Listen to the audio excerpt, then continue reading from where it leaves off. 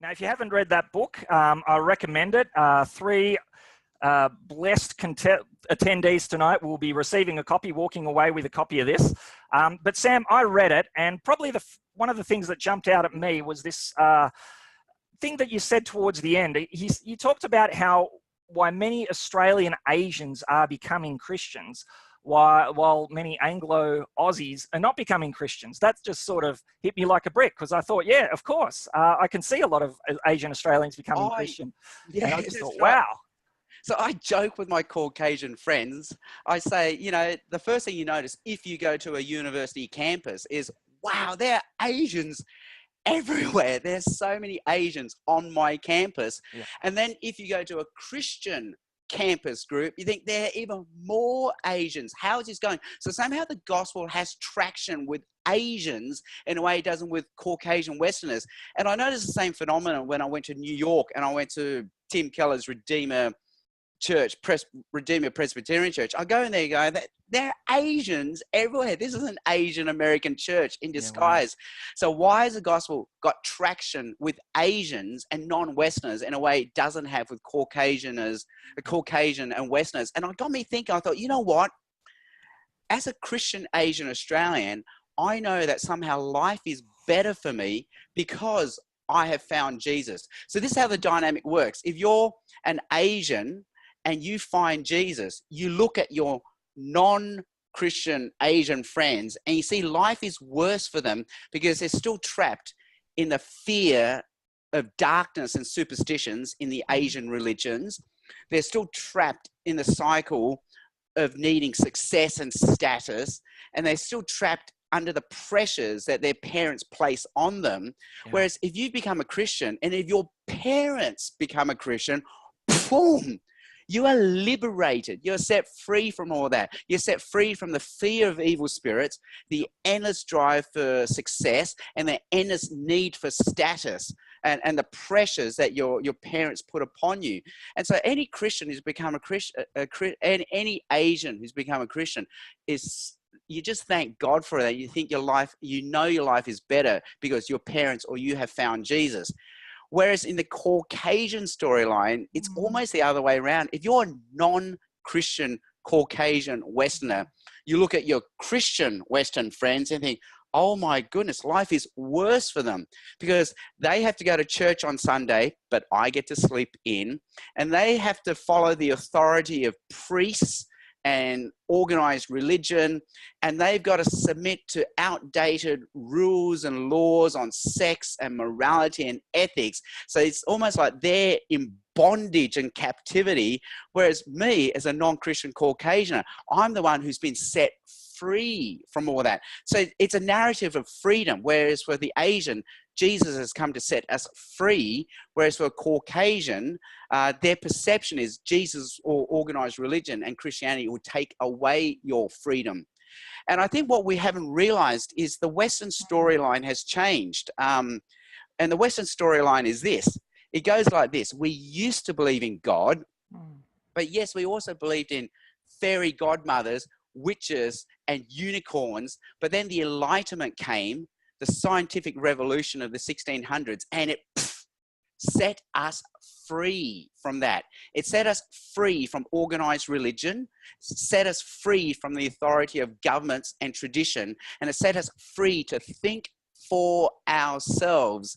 And so I have to be true to myself and be brave enough to resist what authority tells me and just be who I am and be real, authentic. This would take bravery and courage, but I need to be true to myself and not let other people tell me what to do or be.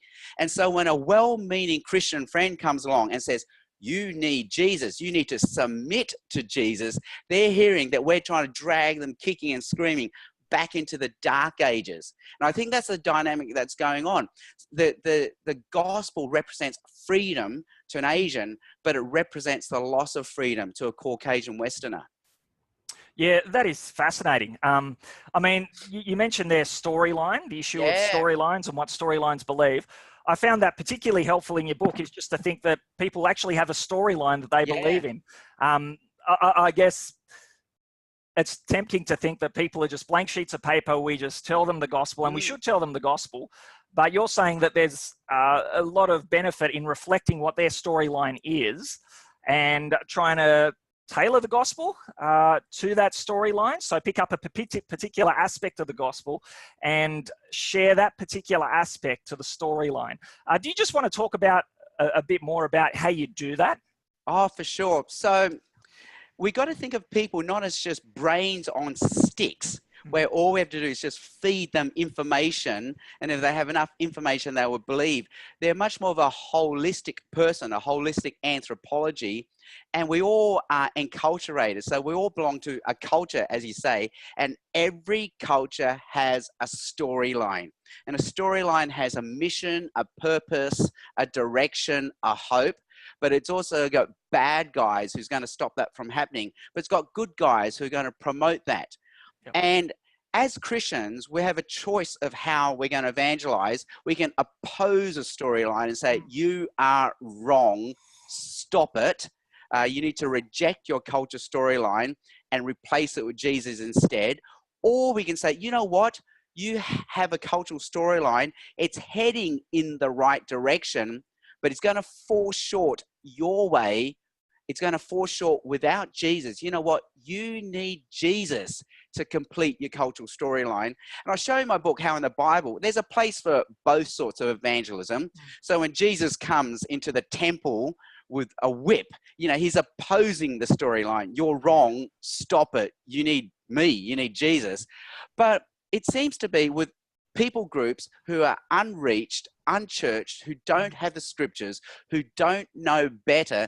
Jesus and the apostles tend to use the other way, where they say, hey, this is your storyline. It's a God-given purpose you're looking for, but without Jesus, you're actually going to fall short. You actually need Jesus. You need to come further to Jesus, and Jesus will complete your storyline. So we see that with Jesus and the woman at the well. You are thirsty. That's okay. You're thirsty. You can fill it with physical water, but you still keep falling short of what you're looking for. You know what? You need Jesus, the Messiah, to be your Lord and Savior. Or we see it with the apostles in the book of Acts, like Paul in Athens in Acts 17. He says, wow, you have a lot of idols. And at that moment, he could have opposed their storyline, coming like Jesus with a whip. You know, you've broken one commandment, you've broken two commandments, you've actually broken all the commandments, stop it. Instead, he says, wow, it shows you're very religious.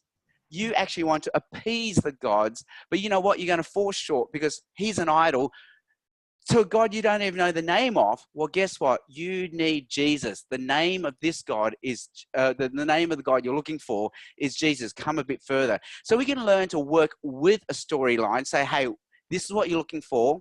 It's a God-given need and purpose, but you're not going to find it without Jesus. You actually need Jesus to complete your storyline. And you see that in the Asian storyline. You know, you're after freedom, you're after security, you're after safety, you're after respect, you're after honor.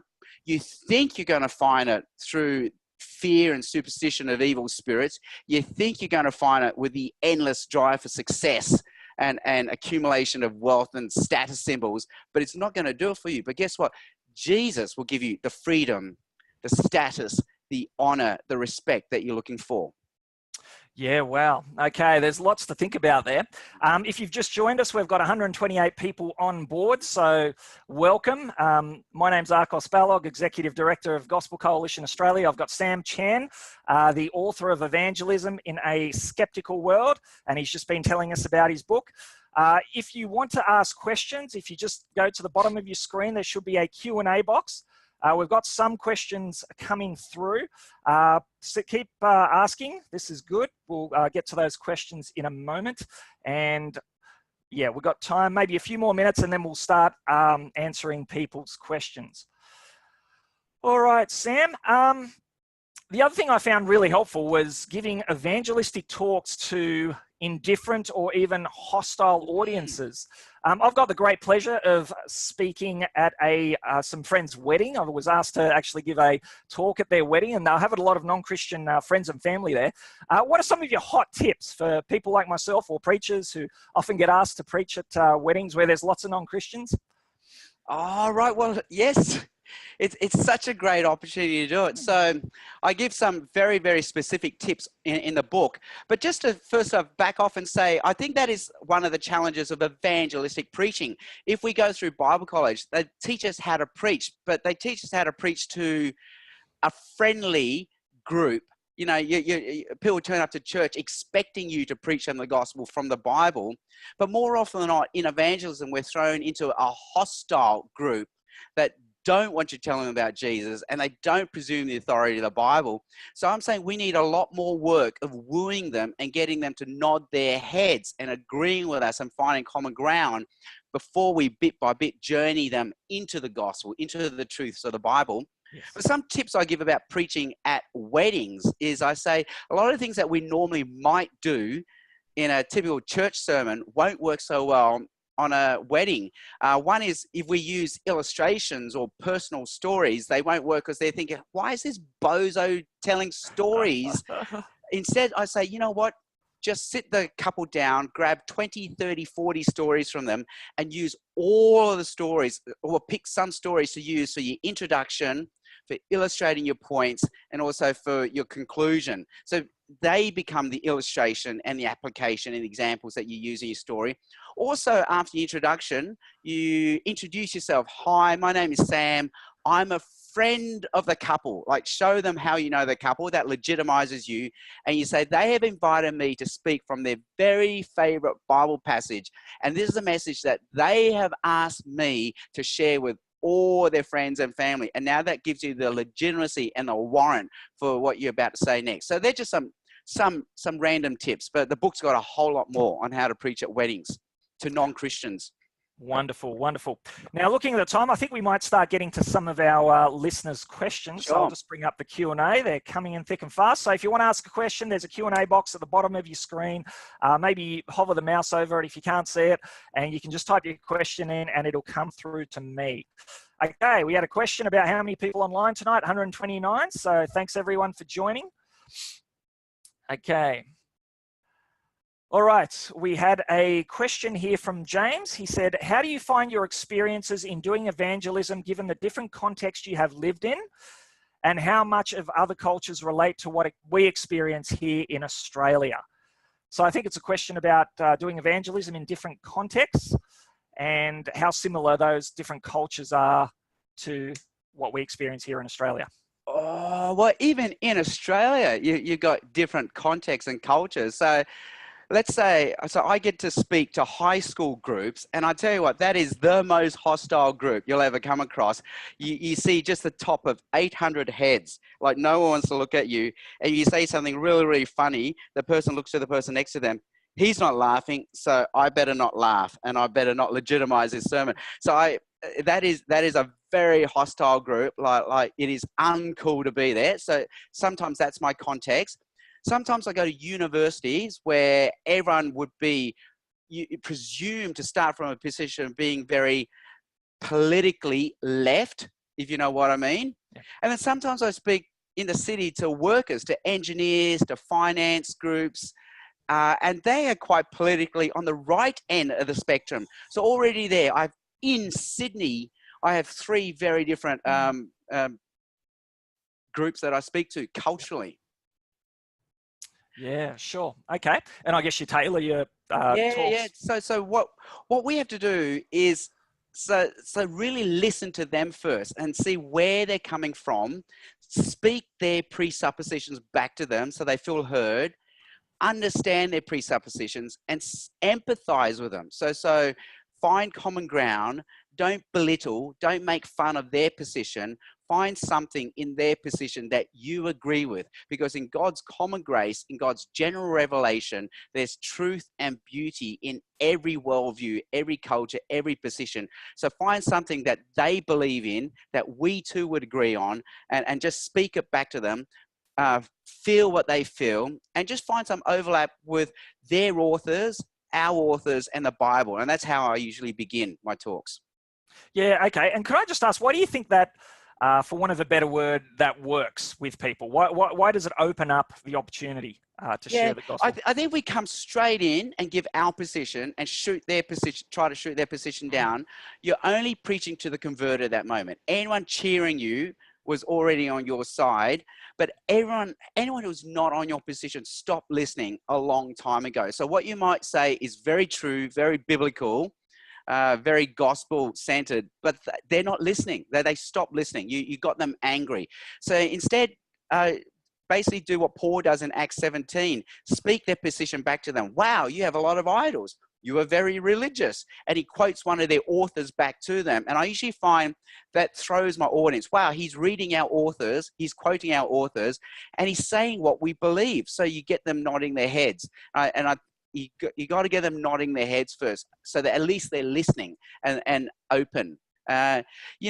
I show in my book how there's a graph that missionaries use. It used to be just a straight line, which they call the angle matrix, where over here, people didn't have enough information of the gospel.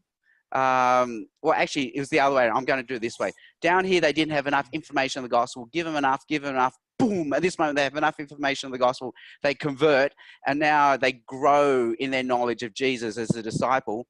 But that was the angle matrix, and people realized, no, it's two-dimensional. There's a gray matrix as well, whereas here, emotionally and existentially, they are closed to the gospel. Their hearts are closed to the gospel. But over here, their hearts are open to the gospel, and you open them up. So people's journey to belief begins here with a closed heart, not enough information. And you have to open their hearts, and only then can the information take traction. So usually we're just giving information, thinking that will change people's minds, but we need to open their hearts as well. And that's part of what you're doing by siding up with them, finding common ground, speaking their presuppositions back at them, and showing that you've heard, you've understood, and you've empathized with their point of view. Yep. Okay, now that's very helpful. Got a question here from Claire. Sure. She says, in chapter 3, the book discusses the pros and cons of different gospel presentations. She says, our church has been a long-time user of the Christianity Explored course. Unfortunately, the numbers of people attending has dropped off each year. Are there aspects of this course which might be unappealing to postmodern audiences? Now, I'm not sure how familiar you are with Christianity Explored, but any thoughts on that? Okay, so I'm not familiar enough, but I'm going to guess where the question is coming from. So Tim Keller and my book talk about how, we have two sorts of audiences. We have the traditional modernity audience and we have the postmodern audience. And the traditional modernity audience, they believe in absolutes, objective truths, and laws. And if you were to ask them why they're going to go to heaven, they will say, because I'm a good person. And so evangelism has typically gone along this strategy. You have to show them they're not a good person. You have broken a law. You've broken all the laws. So you need forgiveness. And interestingly enough, you have found common ground with them at the start, because you're talking about laws, about being good people, about morals. You need forgiveness. You're getting them to nod their heads at that point. But postmodern people don't believe in laws, absolutes. Instead, laws are arbitrary social religious constructs imposed upon us by oppressive authority regimes to make us conform to their meta-narrative. And so instead, it's all about being true, real, and authentic. And so if we come in and say, you've broken a law, that has no traction with them. They're not nodding their heads because they're saying it's not about obeying laws. And I typically talk about, well, I don't know how much time I've got.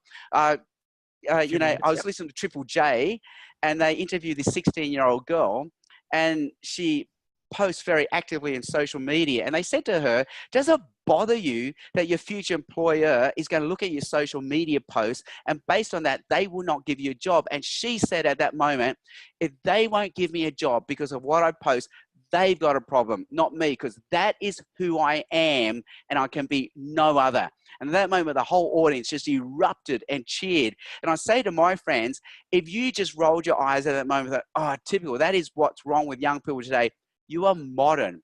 But if you're a postmodern person, you would hear her say, yeah, that's right. How dare they impose their arbitrary expectations upon her?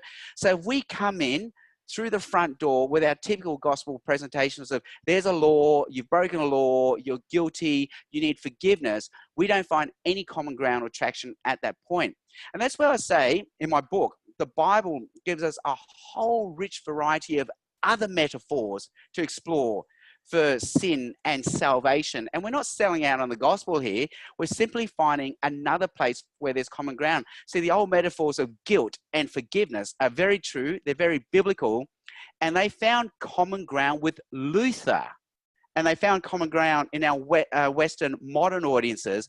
But now we're not finding common ground there. So we can explore the complementary biblical metaphors. And I say in my book that I've experimented using many, such as shame and dishonor. So when I go to a high school chapel service, if I say, you know what, you've broken a law, you've broken all of them, you're guilty, you need forgiveness, you can feel their eyes rolling. Here we go again. So I now instead say, there's a God who loves us, who made us, but we don't worship him. And so we have shamed this God and we've dishonored this God. And that moment, there's silence, there's traction. People think he is right. And that's exactly what the apostles say in Acts. Like, there's a God who sent you rain, he's made your crops go, but you don't worship him. You've shamed him, you've dishonored him. And so I'm going in that way. Other ways we can talk about it, it's I use metaphors of self-righteousness.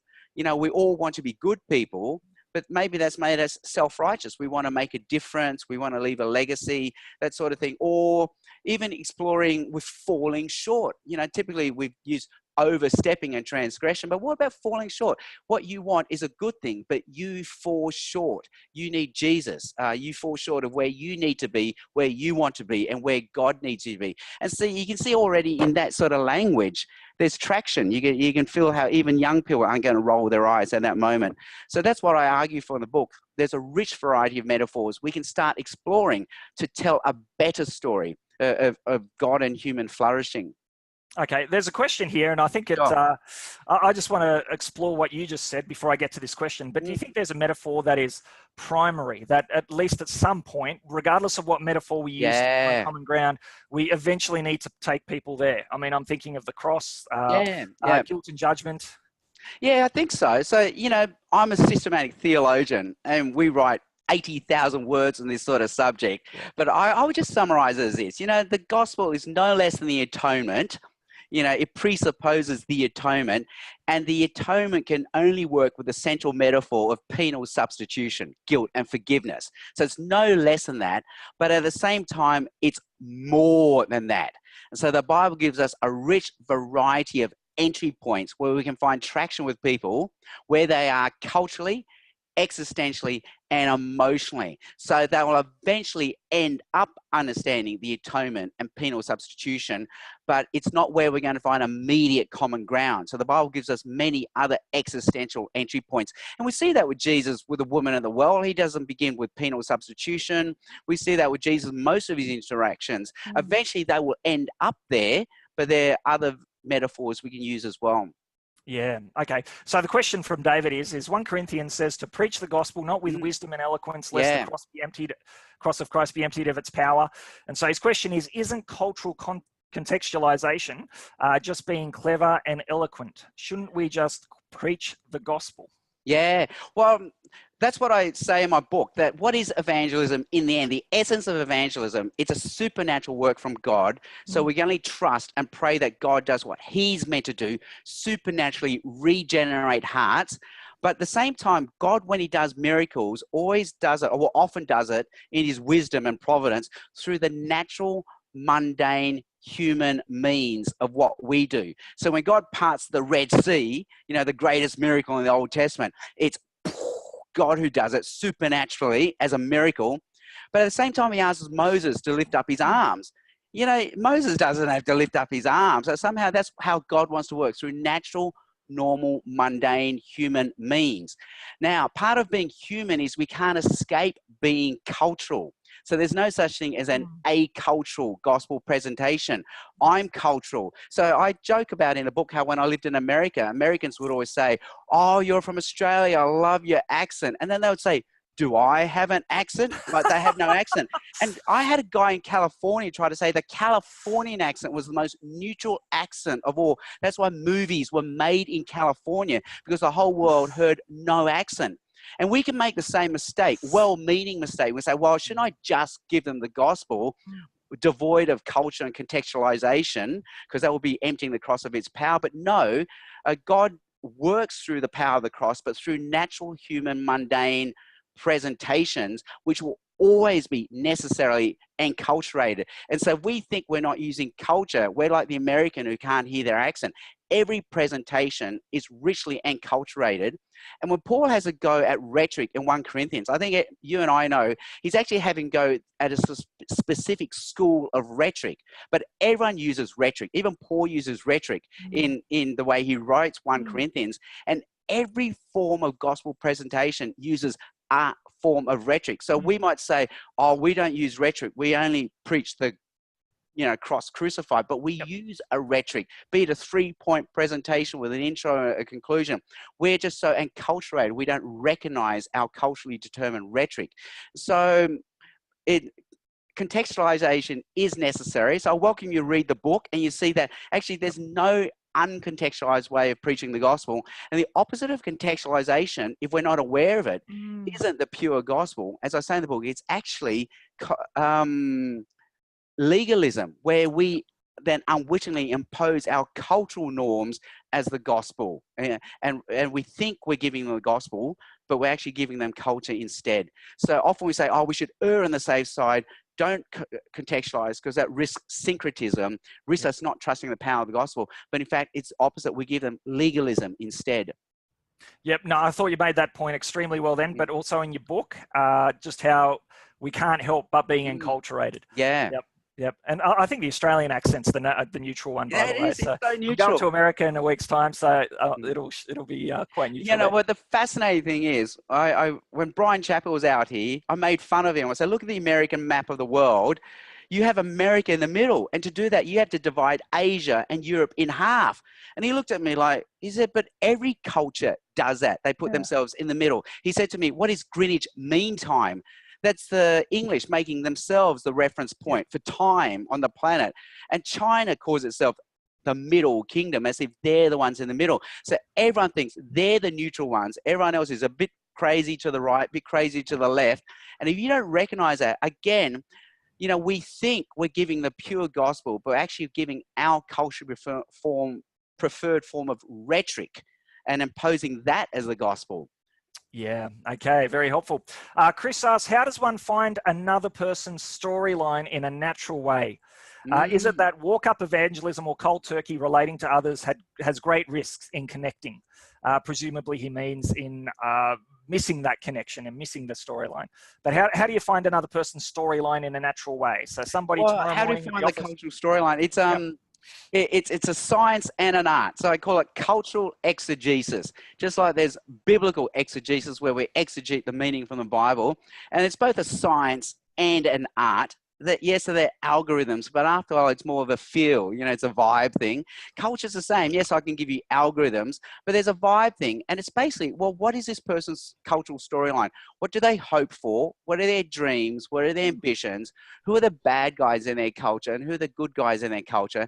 And yes, with cold turkey walk-up evangelism, it's going to be a bit harder.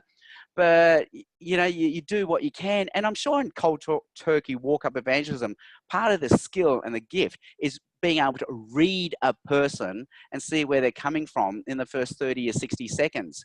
And so we're always reading, trying to see where someone's coming from. So, if someone's, even with cold turkey walk-up, we don't give the same presentation, to, someone who's a Buddhist, a Muslim, or an atheist or a lapsed Catholic. Already they have different starting points, and that's what we're trying to read. So we're always doing cultural exegesis and reading people's storylines, whether we know it or not. Yeah. Could I just say at this point, Sam's got a really great blog, which reads now popular culture storylines. You look at movies and you see what the cultural storyline there is and how the gospel fulfills that storyline. So espressotheology.com, is that it, or .com.au? It's espresso, as in the coffee, espressotheology.com, no AU.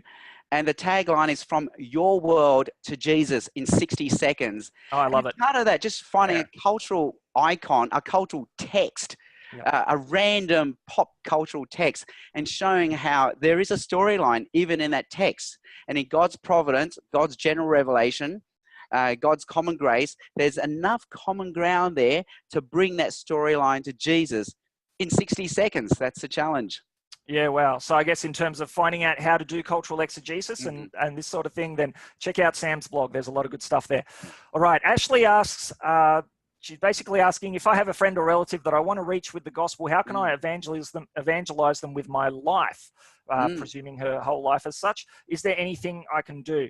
Now, could I just say, you write a lot in your book about the idea of how we share our life at different points along the journey of getting to know someone and sharing the gospel with them, you know, coffee, dinner, that sort of thing. Do you want to just maybe speak to that as well? Oh, for sure. Okay. So, so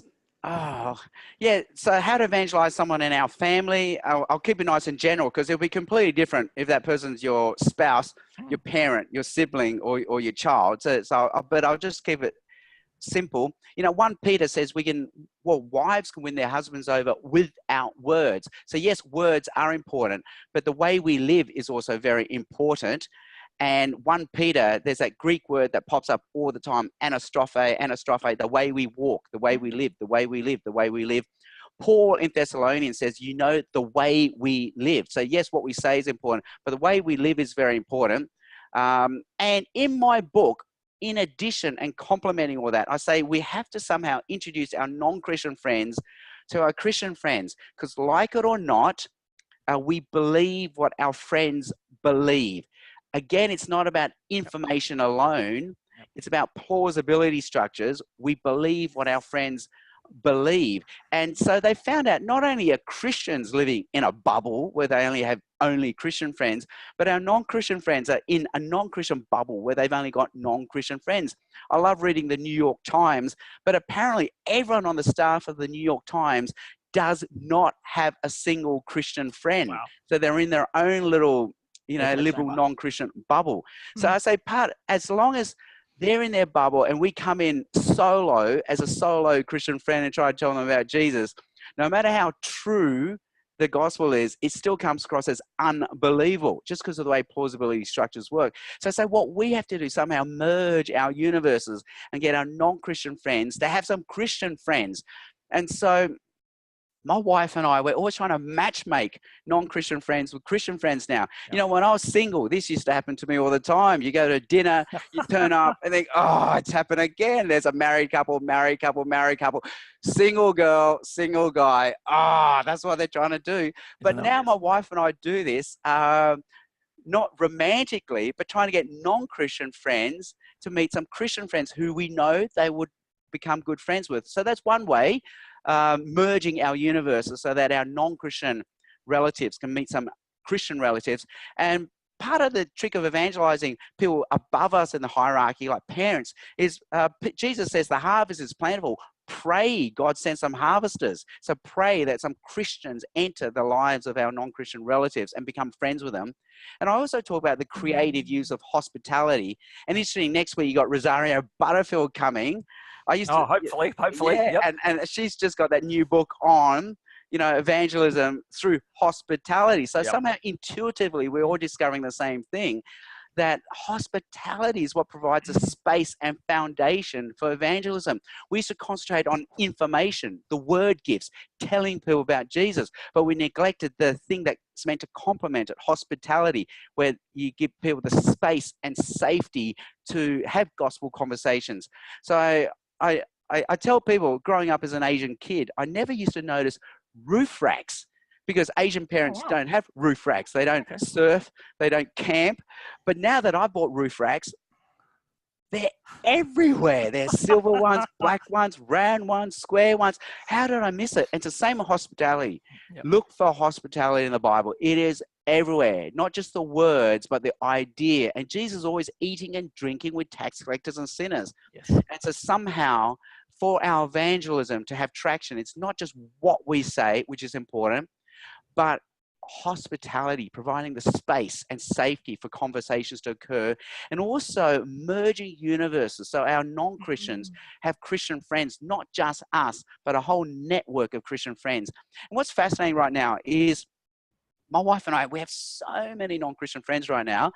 And we've noticed all of them have only moved into Sydney in the last 2 to 5 years. Yeah, wow. So there's so many people in Western society who are isolated and lonely. And I know how they feel, because I lived in America for 5 years, and I came back to Australia. It took 2 years for Australia to feel home again.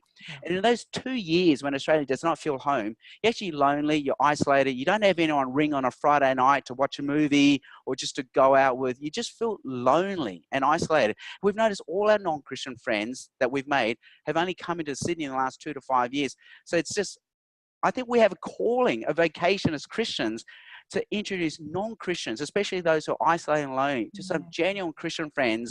And again, we're not trying to overinvest and only do this for evangelism, but just be God's providence and mercy and justice on this planet by introducing Christian friends to non-Christian friends.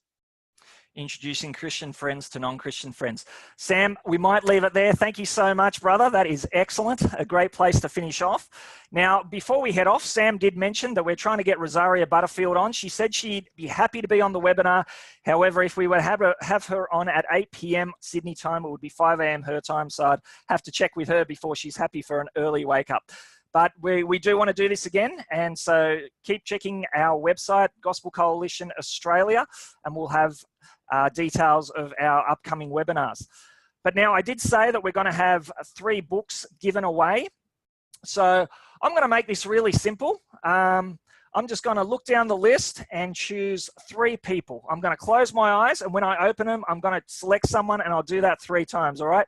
So I'm scrolling down, scrolling up. Okay, Don Gaydon. Don Gaydon, if you're on, which according to this you are, you've received a book. So what I might get you to do, Don, is just reply to the email, to the webinar email you would have received, the invitation, and I'll get that, and we'll tee up the way to get you a signed book. All right, I'll do it again. And Jessica Halim, if I've pronounced that right. Jessica Halim, Halim, just reply to the invitation email, and we'll be able to get you the book. And finally, scrolling up this time, Ferdinand Haratua. I hope I pronounced that right. Haratua, Ferdinand Haratua. Likewise, you've received a free copy of Sam's book. Just reply to the email and we'll get you a signed copy of Sam's book. Well, ladies and gentlemen, thank you so much for your time. That brings us to the close of our webinar. Can I just congratulate those 3 people on winning that book? Because my book, Evangelism in a Skeptical World, has, like, in God's providence, gone way better than anyone has dreamed. Like, it's so hard to find a physical copy right now. They're just getting sold out off the shelves. So I actually had to give up my own copy. So right now, even I don't have a copy of my own book. So those 3 people have just won a physical copy of a book that even I don't have right now. Oh, not only physical, but it'll be signed by Sam. So that's right. I may not give it to them. If you give it to me to sign, I might hang on to it. Like, I want to see what this book is like. Fantastic, ladies and gentlemen. It's worth it just for the forward by Don Carson, let me just say. Oh, there you go. After the forward, you don't have to read anything else. The Don. All right, so we've recorded this webinar. We'll have this up sometime next week on the TGCA website.